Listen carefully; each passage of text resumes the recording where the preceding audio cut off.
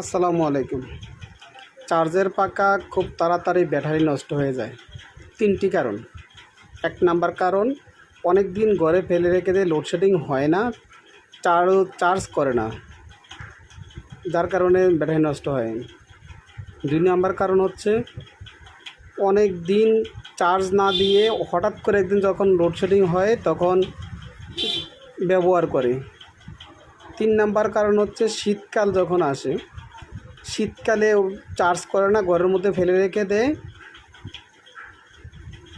যার কারণে ব্যাটারি অনেক সময় নষ্ট হয়ে যায় চার্জ না করার কারণে। শীতকাল যখন আসবো আমি বলবো প্রতি সপ্তাহে বা 15 দিন পর পর অন্তত আপনার চার্জার পাখাটাকে চার্জ করতে হবে। যদি না করেন তাহলে আপনার চার্জার পাখা ব্যাটারি নষ্ট হওয়ার সম্ভাবনা থাকে। কথাগুলো মনে রাখবেন।